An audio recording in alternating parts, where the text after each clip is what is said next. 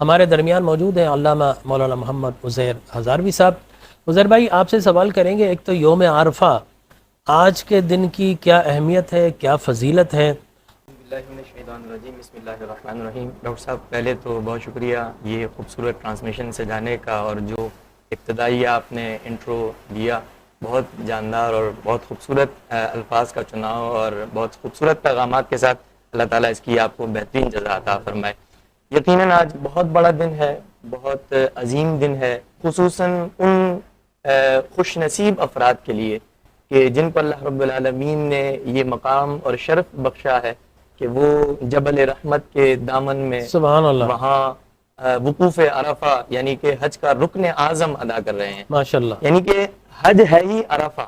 بے شک، حضور نبی کریم صلی اللہ علیہ وسلم نے فرمایا الحج عرفہ، یعنی کہ حج ہے ہی عرفہ۔ بے شک، یعنی آج زوال کے وقت کے بعد سے لے کر غروب آفتاب تک ایک لمحے کے لیے بھی کوئی عرفہ کے میدان میں پہنچ گیا سبحان اللہ، تو وہ حاجی ہو گیا، کیا بات ہے۔ اور وہ اللہ رب العالمین کی بارگاہ میں، یعنی کہ نبی کریم صلی اللہ علیہ وسلم کی حدیث مبارکہ کی روشنی میں ایسا ہے کہ جیسے آج ہی اپنی ماں کے بطن میں مبایا ہے، واہ واہ، یعنی بے اپنے شک، اس کی ماں نے اسے جنم دیا ہے۔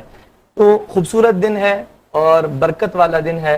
اور آج آپ دیکھیں، جس طرح آپ انٹرو میں بھی کہہ رہے تھے کہ ایک لباس، ایک آواز، ایک ترانہ، لبیک اللہم سبحان لبیک، اللہ، اور کیفیات مختلف ہیں، جی ہاں بھائی، کیفیات مختلف ہیں۔ وہاں جو اس وقت عرفہ کے میدان میں وقوف کر رہے ہیں، ہر شخص اپنے رب کو راضی کرنے میں مشغول ہے۔ بے شک، ہر شخص کا موٹیو اور ہر شخص کی منزل یہ ہے کہ آج میرا رب مجھ سے راضی ہو جائے۔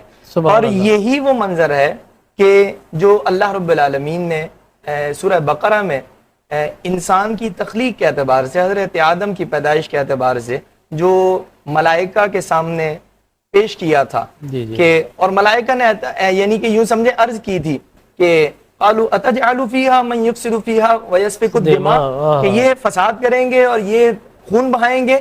آج یہ منظر جو چشم فلک دیکھ رہی ہے، اور یہ ہر سال یوم عرفہ والے دن چشم فلک نظارہ دیکھتی ہے، اور حدیث مبارکہ میں یہ مضمون موجود ہے کہ یہ وہ منظر ہوتا ہے کہ نبی کریم صلی اللہ علیہ وسلم عرفہ والے دن اور مزدلفہ والی رات کو حضور کے چہرے پر ایک مسکراہٹ آئی، تو شیخین کریمین بیٹھے ہوئے تھے، حضور کی بارگاہ میں عرض کیا، یا رسول اللہ کس چیز نے آپ کو، یعنی کہ آپ کے چہرے پر تبسم کیوں آیا؟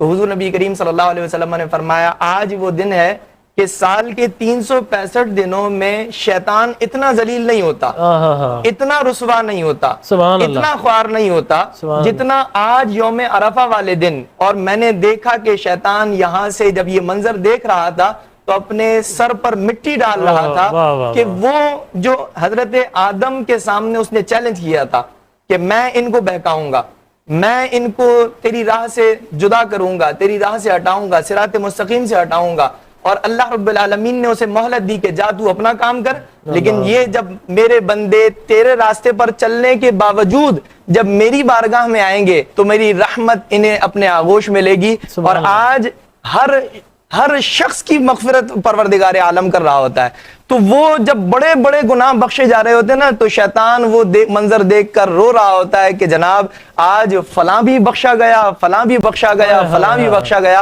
حضور نے فرمایا سب سے زیادہ رسوا آج کے دن وہ شیطان ہوتا ہے، اور اللہ رب العالمین اور عرفہ والے دن وقوف عرفہ کے دوران نبی کریم صلی اللہ علیہ وسلم کے چہرہ مبارک پر تھوڑی دیر کے لیے پریشانی کے آثار بھی آئے۔ صحابہ نے پھر عرض گزار ہوئے، یا رسول اللہ یہ پریشانی کے آثار کیوں ہیں؟ کوئی چیز کی حاجت ہے، کوئی مسئلہ ہے، ہم پورا کر دیں۔ حضور خاموش رہے، اور وہ جو پریشانی کا عالم وہ اختتام پذیر ہوا مزدلفہ کی رات میں۔ سبحان اللہ، مزدلفہ کی رات میں حضور کے چہرے پر پریشانی تھی، اور پھر اچانک جب مسکراہٹ آئی پھر صحابہ اکرام عرض گزار ہوئے، یا رسول اللہ اب کس چیز نے آپ کو جو ہے وہ آپ کے چہرے پر تبسم آیا؟ حضور نے فرمایا اللہ رب العالمین نے عرفہ یعنی کہ 9 ذی الحجہ کو وقوف عرفہ کے دوران میں نے رب تعالیٰ سے دعا کی، اے اللہ میری امت کی بخشش فرما دے، تو اللہ نے فرمایا بخش دوں گا سوائے ظالم کے۔ ظالم کی بخشش نہیں ہوگی، یعنی کہ جو حقوق العباد میں کہیں نہ کہیں کوتاہی کرتا ہے حضور نے فرمایا رب تعالیٰ نے فرمایا کہ اس کی بخشش نہیں ہوگی. حضور نے فرمایا اے پروردگار میرے امت کے ظالم کو بھی بخش دے, مظلوم کو بھی تو رحمت للعالمین ہی ہے, وما ارسلناک الا رحمت للعالمین, تو مظلوم کی بھی داد رسی کر اور ظالم کو بھی بخش دے. تو مزدلفہ والی رات میں حضور نے فرمایا جبریل ابھی آئے اور کہا یا رسول اللہ آپ کی دعا کی قبولیت ہو گئی اور آپ کی امت کے ظالم کو بھی بخش دیا گیا. وضاحت ضروری ہے کہ یہ جو ظالم کی بخشش ہے نا, ظالم کی بخشش سے مراد یہ نہیں ہے کہ انسان بالکل بری الذمہ ہو جائے. مثال کے طور پر کسی کا پیسہ غبن کیا ہے تو حج سے واپس آ کر اس کی بخشش بے شک ہو جائے گی, لیکن وہ پیسہ واپس دینا پڑے گا اور مظلوم کی داد رسی. اچھا, اس پہ انشاءاللہ بات کریں گے. خطبہ حج شروع ہو گیا ہے.